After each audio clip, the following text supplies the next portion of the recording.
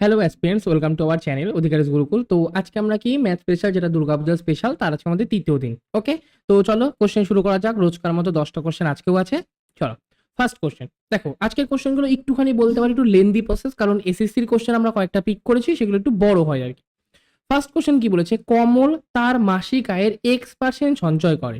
বলছে যখন তার মাসিক ব্যয় 20% বৃদ্ধি পায় এবং মাসিক আয় 26% বৃদ্ধি পায়, তখন তার মাসিক সঞ্চয় 60% বৃদ্ধি পায়। তাহলে এক্স এর আয় কত, এক্স এর মান কত? দেখো, ধরে নিতে পারি আমি প্রথমে কত টাকা ধরে নেবো, আয় ধরে নিই 100 টাকা। ওকে, ফার্স্ট আমি 100 টাকা আয় ধরে নিচ্ছি। 100 টাকার মধ্যে সঞ্চয় কত করছে, 100 টাকার এক্স টাকা সঞ্চয় করছে, কারণ X% মানে 100-র মধ্যে এক্স টাকা সঞ্চয় করছে। তাহলে ব্যয় কত করছে, ব্যয় করছে 100 মাইনাস এক্স টাকা। ওকে, এবার কি বলেছে, যদি তার মাসিক ব্যয় 20% বৃদ্ধি পায়। আচ্ছা, 20% মানে কি 1/5, মানে 5 টাকা হলে এখন 1 টাকা বেড়েছে, মানে কত, যে আয়টা ছিল, যে ব্যয়টা ছিল তার 6/5 গুণ হয়েছে।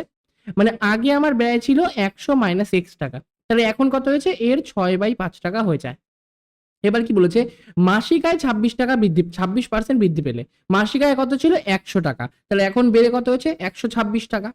এবং তার মাসিক সঞ্চয় 60% বৃদ্ধি পায়। আচ্ছা, মাসিক সঞ্চয় কত ছিল, আগে X% সঞ্চয় ছিল, এখন তাহলে সঞ্চয় কত হয়েছে, এক্স এর 60% বৃদ্ধি পেয়েছে। মানে এক্স ইন্টু 160/100, 20 দিয়ে কাটলে 5, 20 দিয়ে কাটলে হচ্ছে 8, তাহলে 8x/5। ওকে, আচ্ছা এবার তাহলে আমি দেখবো, আচ্ছা এটা আমার কি টোটাল আমার ব্যয়, আর এটা আমার কি টোটাল আমার এটা সঞ্চয়, এটা সমান সমান 126 আসার কথা, তাই তো?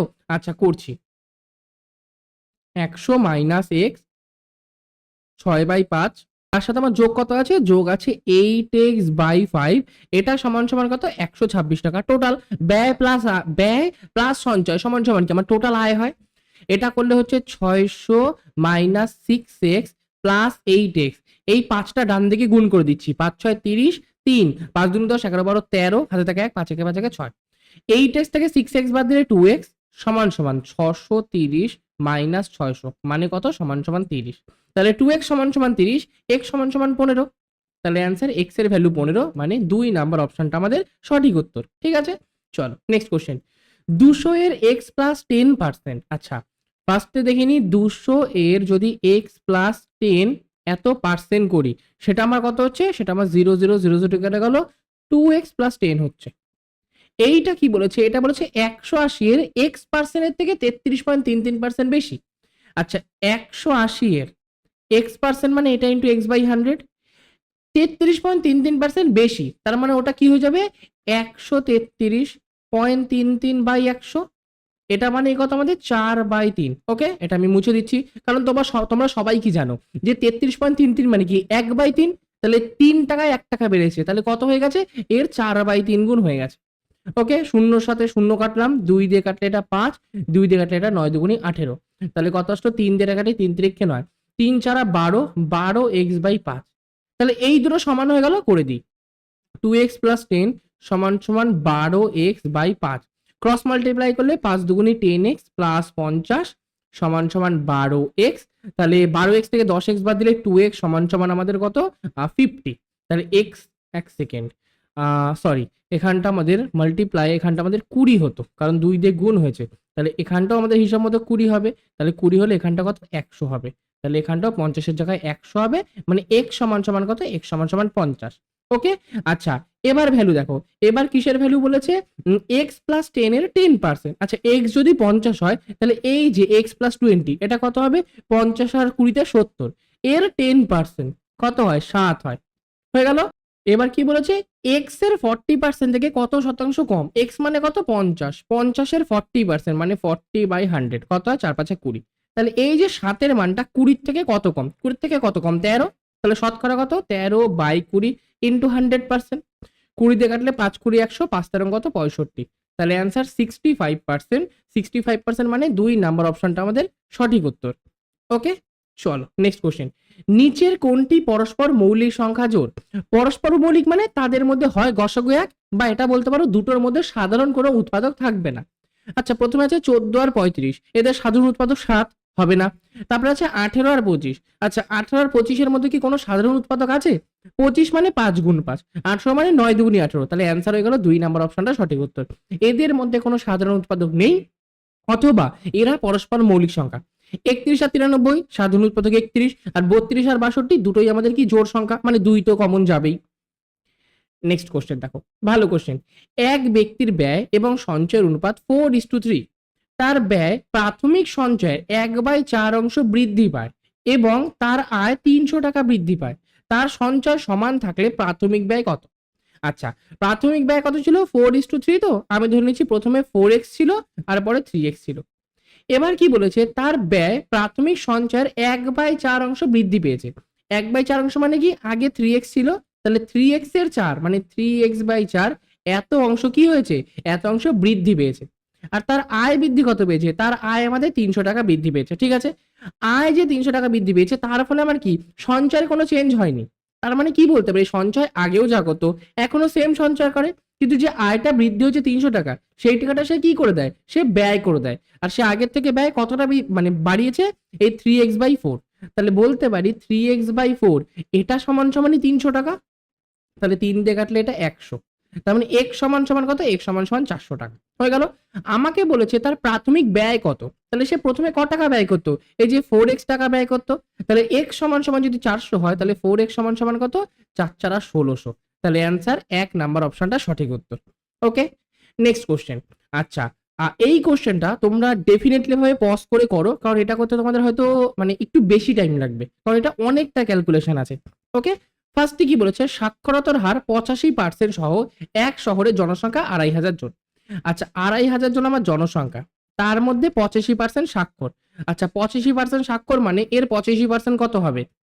আচ্ছা, এর থেকে 15% বাদ দেবো। এর 10% হচ্ছে 250, আর 5% হচ্ছে 125।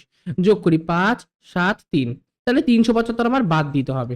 আমি যদি এখান থেকে করি 375 বাদ, এটা 5, এটা হয়ে যায় 2, আর এটা হয়ে যায় 1 1, 1 এটা 2, তাহলে 2125 জন। এবার আমি কেটে পুরোটা মুছে লিখেছি 2125 জন আমার কি সাক্ষরতার হার, মানে 2,500-এর মধ্যে 2125 জন হচ্ছে সাক্ষরতার হার। ওকে, এবার বলেছে যদি পুরুষ জনসংখ্যা 55% হয়। আচ্ছা, 2,500-এর 55% বলেছে, 2,500-এর 50% কি? এর অর্ধেক, মানে 1250, এটা 50%, আর 5% কত? 125 হয়ে যাবে। 5 5 আর 2 7, এটা 3 1, 1375 জন আমার কি পুরুষ আছে।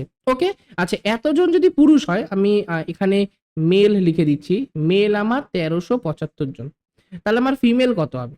এবার বলো, তাহলে আমার ফিমেল কত হবে? 2,500-এর মধ্যে 1375 জন আমার মেল, তাহলে ফিমেল কত হয়ে যাবে? বিয়োগ করে দিই, 5 2 1 1, 1125 জন আমার ফিমেল, লিখে দিচ্ছি 1125 জন। এবার আমাকে এখানে ফিমেল বের করতে বলেনি, বলেছে মহিলাদের সাক্ষরতার হার কত, মানে কতজন মহিলার মধ্যে কতজন সাক্ষরতার হার আছে। ওকে, আচ্ছা 1375 জন, যে এরা আবার কিন্তু সবাই কিন্তু সাক্ষরতা না, বা সবাই স্বাক্ষর না, এর মধ্যে 92% স্বাক্ষর, তাহলে স্বাক্ষর না কতজন? 8%। আচ্ছা 1375-এর 1% কত? 13.75, তাহলে 8%, এটা গুণ 8, 110। 110 জন আমার স্বাক্ষর না, তাহলে কতজন স্বাক্ষর? 110 বাদ দিয়ে দিই, তাহলে 5 6 2 1, 1265 জন আমার কি স্বাক্ষর। টোটাল স্বাক্ষর কত ছিল? 2125, তার মধ্যে 1265 আমার পুরুষ হয়ে গেল। তাহলে ফিমেল স্বাক্ষর কতজন? 0 6 8, এটাই 860। 860 জন মহিলা আমার স্বাক্ষর। আমাকে বলেছে সাক্ষরতার হার, টোটাল মহিলা 1125, তার মধ্যে 860 জন আমার স্বাক্ষর, তাহলে শতকরা কত? ইন্টু 100%। 25 দিয়ে করলে 4 25 100, 5 25 125, 25 দিয়ে করলে 4 25 100, 5 দিয়ে করলে 5 নং 45, 5 দিয়ে করলে 5 একে 5, 5 7 35, 5 দুগুণে 10, গুণ করবো 4 দুগুণে 8, 4 7 28, থেকে 2, 4 একে 4, 5 6 9। এবার আনবো 7 নং 63, 64 65 66 67 68 58, 58 মানে 6 7, 6 নং 54, 4 76 পূর্ণ 4/9% আমার কি মহিলা স্বাক্ষর। তাহলে অ্যান্সার কোনটা? 2 নাম্বার অপশনটা সঠিক উত্তর। আমি রোজকার মতো আবার বলছি, কারোর যদি কোনো রকম কোশ্চেনে বুঝতে অসুবিধা হয় সেটা আমাকে ডেফিনেটলি ভাবে কমেন্টে বলতে পারো, সেটা আমি নেক্সট ক্লাসে ক্লিয়ার করে দেওয়ার চেষ্টা করব।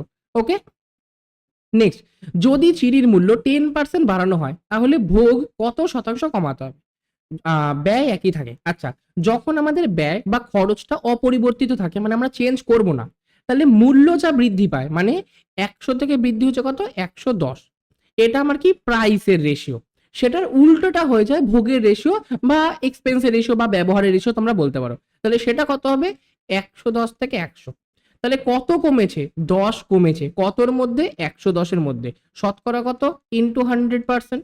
0, 0 কেটে গেল, মানে 100/11, 9 11 99, 109।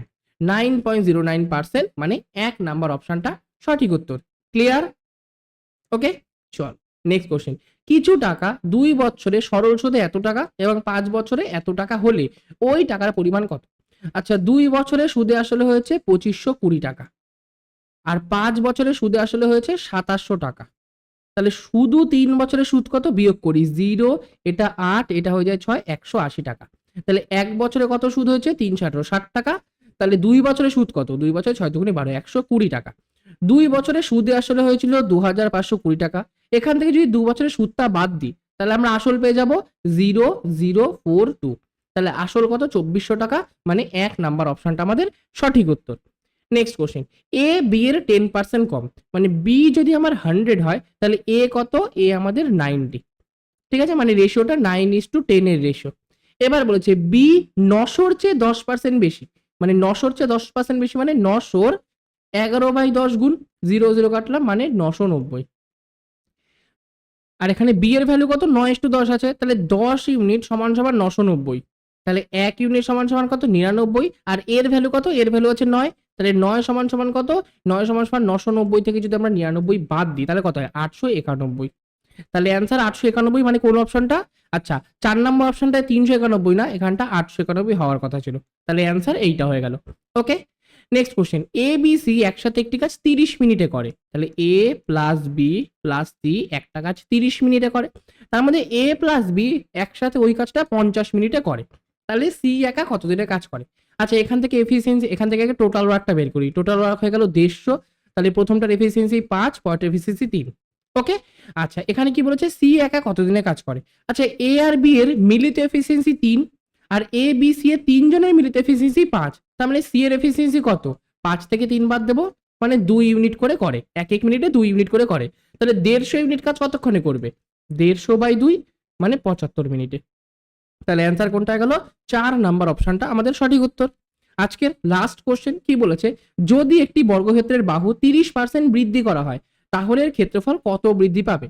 আচ্ছা, বর্গক্ষেত্রের বাহু যদি a% করে বৃদ্ধি করা হয়, তাহলে ক্ষেত্রফল বৃদ্ধি পায় 2a প্লাস a² / 100%।